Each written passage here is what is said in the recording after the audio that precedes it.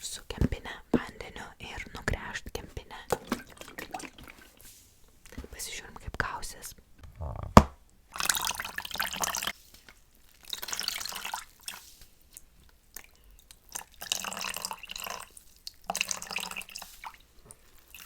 Vienas iš jūsų prašė tokios smertai. Sugalvojau padaryti.